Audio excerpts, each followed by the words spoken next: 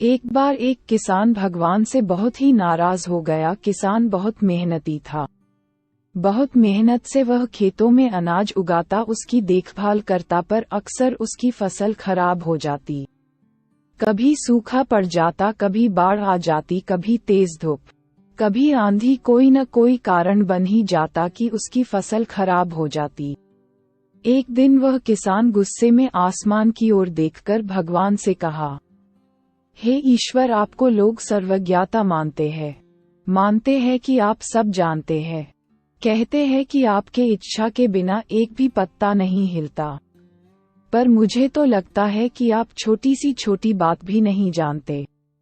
आपको तो ये भी नहीं पता कि खेती बाड़ी कैसे करते हैं। अगर आप जानते होते तो हर समय जो बाढ़, आंधी और तूफान आते हैं वो कभी नहीं आते। आप नहीं जानते कि कितना कितना नुकसान उठाना पड़ता है हम किसानों को। यदि आप मेरे हाथ में ये शक्ति दे दे कि जैसा मैं चाहूँ वैसा मैं मौसम कर दूं, फिर आप देखना मैं अन्य के भंडार लगा दूंगा। भगवान इस किसान के तीखे वाक्य सुनकर मुस्कुरा रहे थे और वह किसान के सामने प्रकट होकर बोले, मैं आज से तुझे ये शक्ति देता हूँ कि तुम अपने खेतों पर तुम्हारी जैसी इच्छा हो तुम वैसा मौसम कर दोगे। मैं बिल्कुल भी दखल नहीं दूंगा। तुम्हारी इच्छा से सब कुछ होगा। किसान बहुत खुश हो गया। किसान ने गेहूं की फसल अपनी खेतों में बोई। जब उसे लगा कि खेतों को धूप चाहिए तो खेतों को धूप मिली। जब पानी बरसना चाहिए तभी पानी बरसा। आंधी, बाढ़, कुछ भी उसने अपने खेतों पर आने नहीं दिया।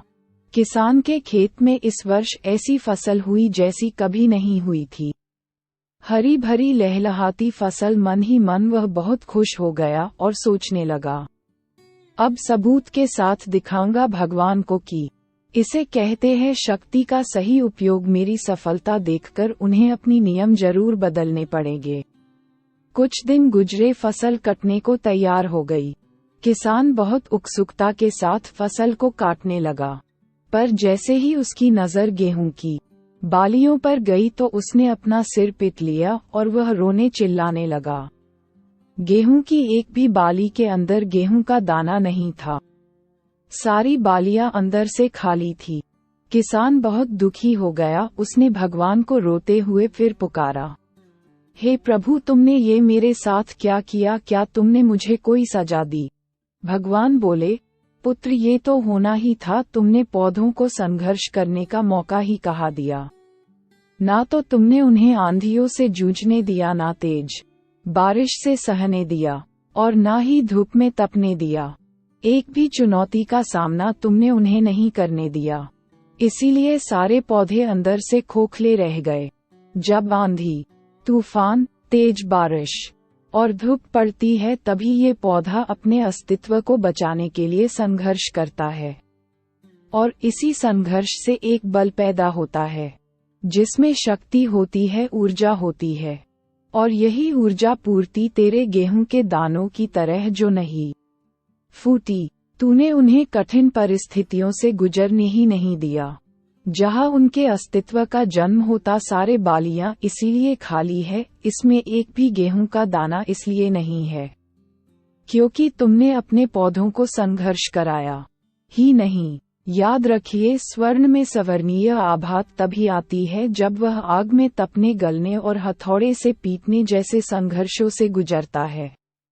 कोयले का टुकड़ा हीरा तभी बनता है जब वह उच्च दाब और उच्च ताप की मुश्किल परिस्थितियों से गुजरता है।